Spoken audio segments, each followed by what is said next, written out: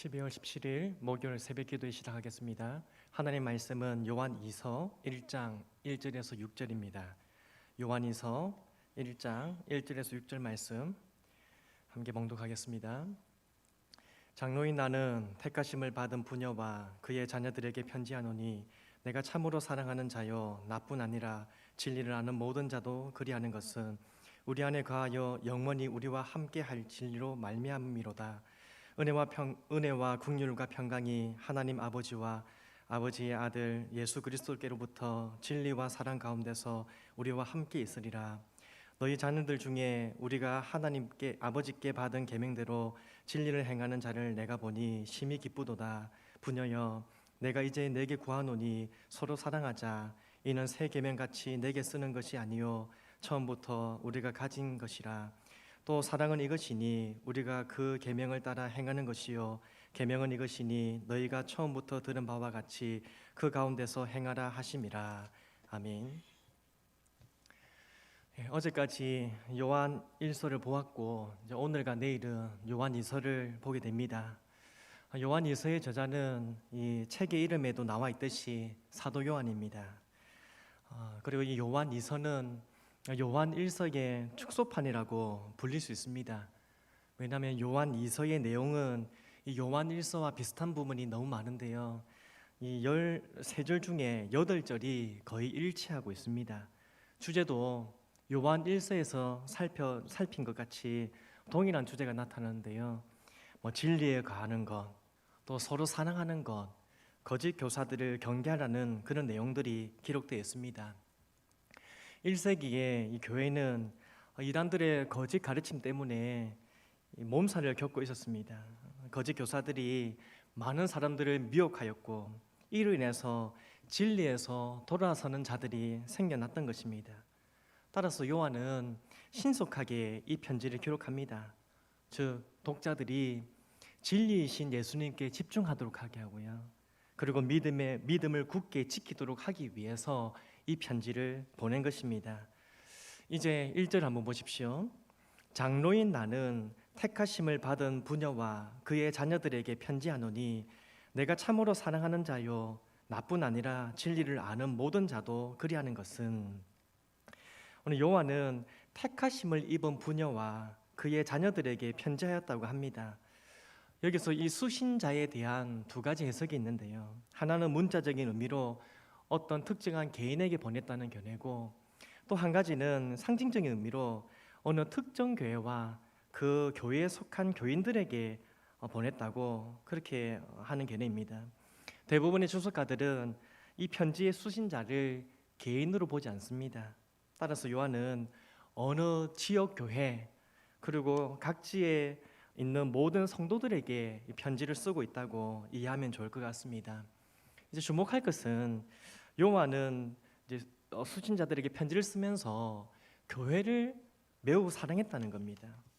오늘 요한의 사랑은 교회를 부르는 그의 표현만 봐도 알 수 있는데요, 이제 1절을 한번 보시면 내가 참으로 사랑하는 자요 그렇게 부릅니다. 요한 1서에서는 자녀들아 그리고 사랑하는 자들아 그렇게 아비의 마음으로 교회를 다정하게 불렀습니다. 요한은 예수님께 사랑을 많이 받은 만큼 또 사랑을 표현하는 일에도 능숙한 것 같습니다. 사랑에 대해서 가르침만 줄 뿐 아니라 성도들을 다정하게 부르면서 사랑으로 그들의 마음을 위로하고 또 그들의 마음에 감동을 주는 것입니다. 교회를 사랑하는 요한의 이 마음은 사절에도 나타나는데요, 4절입니다. 너희 자녀들 중에 우리가 아버지께 받은 계명대로 진리를 행하는 자를 내가 보니 심히 기쁘도다. 자녀들이 진리를 행하는 것을 내가 보았다. 여기서 자녀들은 어떤 부녀들의 자녀이기보다 지역 교회의 성도들을 의미합니다. 당시 교회는 거짓된 가르침에 미혹되어서 진리를 떠나는 자들, 그리고 신앙의 순수성을 잃어버린 자들이 많이 있었습니다. 그런데 요한은 그럼에도 불구하고 진리 안에서 행하고 있는 자들이 있는 것을 발견한 것입니다. 그리고 그들로 인해서 심히 기쁘다, 진리 안에서 행하는 자들을 보니 내가 심히 기쁘다. 그렇게 표현하고 고백하고 있습니다. 어떻습니까? 영혼을 향한 마음, 교회를 향한 애정이 없다면 이런 것들 때문에 기뻐할 수 있겠습니까? 솔직히 다른 사람이 진리 안에 거한다, 또 교회가 믿음 위에 든든히 서간다, 그렇다 할지라도 나와 상관없는 일이라 생각한다면, 거기에 대해서 아무런 관심이 없다면 기뻐할 이유가 없는 것입니다. 그런데 요한의 마음은 그렇지 않습니다. 노사도 이 요한은 교회를 향하여 그리고 성도를 대하여 남다른 애정과 사랑이 넘쳤습니다. 교회를 가슴에 품고 또 성도들을 위하여 간절히 기도하였고, 그들이 진리 안에 든든히 서갈 것을 늘 소망하며 바랬던 것입니다. 그래서 성도들이 진리 가운데 행한다는 것을 보았을 때, 또 들었을 때, 또 그들이 신앙의 순수성을 지키고 있다는 것을 확인했을 때 부모의 심정으로 기뻐했던 것입니다. 이것이 바로 우리 주님의 마음입니다. 교회를 사랑하시는, 성도를 사랑하시는 우리 예수님의 마음인 것입니다. 사랑하는 성도 여러분, 우리들에게도 교회를 사랑하는 마음이 있습니까? 성도를 사랑하는 마음이 있습니까?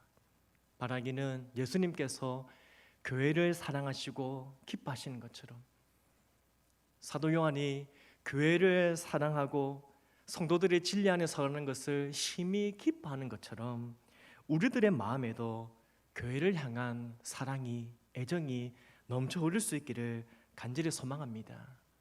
그래서 한 영혼이 주님께로 돌아오는 것을 볼 때에 정말 너무 기쁘고 함께 기뻐하고요, 한 사람, 한 성도가 믿음이 자라가고 진리 안에서 든든히 세워져 가고 하나님 백성답게 살아가는 것을, 그런 것을 보면서 우리가 함께 기뻐할 수 있는 그런 우리 모두가 되기를 간절히 소망합니다. 끝으로 요한은 교회에게 중요한 당부를 전하는데요, 5절을 한번 보십시오.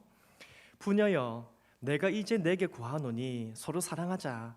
이는 새 계명같이 내게 쓰는 것이 아니요 처음부터 우리가 가진 것이라. 아멘. 요한은 이제 내게 구하노니 서로 사랑하자, 그런 권면의 말을 전합니다.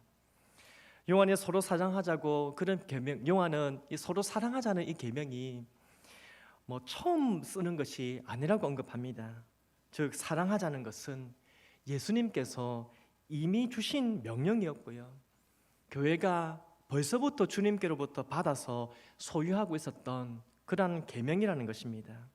그래서 이것을 강조한 이유는 당시 거짓 교사들이 신비한 지식만 갖고 있다면 사랑을 행치 않아도 괜찮다, 이런 잘못된 교리를 전파했기 때문에 그것을 경계하기 위해서 서로 사랑해야 될 것을 전하고 있는 것이고요, 또 한 가지는 하나님을 알고 하나님께로부터 그 엄청난 놀라운 사랑을 받은 자는 마땅히 당연히 서로 사랑해야 한다는 것을 강조하기 위해서 말씀하고 있는 것입니다. 그래서 6절에서도 그것을 강조하고 있는데요, 6절도 한번 보시겠습니다. 사랑은 이것이니 우리가 그 계명을 따라 행하는 것이요 계명은 이것이니 너희가 처음부터 들은 바와 같이 그 가운데 행하라 하심이라. 아멘. 요한은 사랑은 하나님의 계명인데 우리는 그 계명을 따라 행해야 한다고 강조하고 있습니다. 요한의 주님의 계명을 강조하는 이유가 무엇입니까? 사랑을 행하는 것이 우리의 감정과 기분에 따라서 달라져서는 안 되기 때문입니다. 그래서 계명을 강조합니다. 즉 수시로 달라지는 감정에 따라서, 개인의 감정에 따라서 사람을 사랑하는 것이 달라져서는 안 되고, 또 사람에게 느끼는 호감에 따라서 성도를 사랑하는 사랑도 달라져서는 안 된다는 겁니다. 예수님께서 말씀하셨기에 예수님의 계명이기 때문에 하나님의 사랑을 받은 자들은, 또 그 말씀을 받은 자들은 그 명령을 따라서, 그 계명을 따라서 서로 사랑해야 한다, 그 말씀에 순종해야 한다는 것을 말씀하고 있는 것입니다. 사랑하는 성도 여러분, 군인들은 어려운 훈련을 받으면 전우애가 생기게 됩니다. 그래서 똘똘 뭉치는 것이죠. 가정에도 위기가 찾아오면 가족들도 똘똘 뭉쳐서 그 어려움을 이겨나가야 합니다. 교회도 마찬가지입니다. 주님의 교회도 언제든지 어려움은 찾아옵니다. 외부적으로 핍박을 당하기도 하고요. 가난과 환난이라는 이 질병이라는 환난이 찾아오기도 합니다. 내부적으로도 거짓 교사들이 이 성도들을 미혹할 수도 있고요. 또 성도들 간의 분쟁과 시기와 이 갈등을 맞이하기도 합니다. 여러 가지 어려움이 있다는 것이죠. 그럴 때일수록 교회가 필요한 것은, 이 교회에 필요한 것은 진리와 사랑 안에 거하는 것입니다. 예수님의 이 생명과 진리의 말씀 위에 우리 믿음이 든든히 서야 되는 것이고요. 또 서로 사랑하며 돌아봄으로 함께 아름답게 지어져 가야 한다는 것입니다. 힘들수록 서로 이해하고 서로 용서하고 슬픔과 기쁨을 함께 나누면서 함께 하나님 안에서 아름답게 지어져 가야 한다는 것입니다. 코로나 때문에 이 한국 교회가 힘겨운 시간을 보내고 있지 않습니까? 질병 때문에 사람들이 힘겨워하고 또 경제적인 어려움을 당하기도 하고요. 또 교회는 세상의 시선 때문에 힘겨움을 겪기도 합니다. 이럴 때일수록 우리 신흥교회는 진리와 사랑 가운데 더욱 든든히 서갈 수 있기를 간절히 소망합니다. 위기가 있을 때마다, 오랜 시간을 보낼 때마다 하나님의 말씀을 붙들므로 그 말씀 안에서 든든히 서서 힘겨운 시간을 이겨내야 하고요. 그리고 서로 사랑함으로 함께 어려움을 이겨내면서 주님의 몸된 교회를 더 아름답게 세워가는 우리 모두가 되기를 주님 이름으로 축복합니다. 오늘 주신 말씀을 기억하고 또 교회를 위해서 한번 기도할 텐데요. 먼저는 교회를 사랑하는 마음을 하나님 우리에게 부어주십시오. 그래서 성도들이 사랑과 또 교회가 사랑과 진리 안에 든든히 서가는 것을 보면서 함께 기뻐할 수 있는 그런 마음을 부어주십시오. 그리고 감정과 기분에 따라서 성도를 사랑하는 그 마음이 달라지는 것이 아니라 예수님의 말씀에 순종해서 그 계명을 따라서 사랑을 실천할 수 있는 우리가 되게 해달라고 말씀을 기억하며 기도하겠습니다. 계속해서 아쉽지만 영상 예배를 드리고 있습니다. 하지만 이 시간에도 하나님의 임재가 영광이 가득해서 말씀 가운데 또 기도 가운데 하나님을 깊이 만나고 은혜를 받을 수 있도록 우리 성도들이 하나님 안에서 또 말씀 안에서 승리하는 삶을 살아가게 해달라고 우리 예배의 이 시간을 위해서 기도해 주십시오. 담임 목사님 영역의 강건함과 성령의 충만함으로 목회와 설교 사역 잘 감당할 수 있도록 기도해 주시고요. 교회가 또 교회 교육 정책, 선교 정책을 위해서 기도하고 또 의논하고 있습니다. 잘 세워지게 해주시고 교회 교육이 잘 이루어지고 그래서 다음 세대가 더 하나님의 말씀 가운데 은혜 가운데 서가고 또 선교를 통해서 하나님 기뻐하시는 아름다운 그 사역을 잘 감당하게 해달라고 우리 교회 교육과 선교를 위해서 기도해 주십시오. 환우들 하나님께서 찾아가셔서 위로해 주시도록 기도해 주실 때 우리 이영수 성도님 허리 골절로 치료 중입니다. 입원해서 치료 중인데 속히 회복할 수 있도록 또 탕남기 집사님 무릎 시술을 하고 또 퇴원했고 또 한쪽을 수술해야 됩니다. 하나님께서 붙들어 주셔서 수술 잘 되고 또 깨끗이 나을 수 있도록 우리 다른 환우들을 위해서도 하나님께서 영육의 강건함을 입을 수 있도록 회복시켜 주시도록 간절히 기도해 주십시오. 고3 수험생들 진로를 주께서 인도해 주시고 우리 또 청년들 취업의 문을 열어주시고 또 직장생활과 결혼 모든 삶 가운데 형통의 은혜를 주시도록 우리 다음 세대가 믿음 위에 든든히 서가도록 기도해 주십시오. 이 코로나 속기 종식되고 또 우리 모두가 이 시간을 이겨낼 수 있는 힘과 지혜를 주시도록 우리 하나님 은혜를 구하면서 또 나라와 민족에서 기도하시고 계속해서 개인적인 기도하시겠습니다. 함께 기도하겠습니다.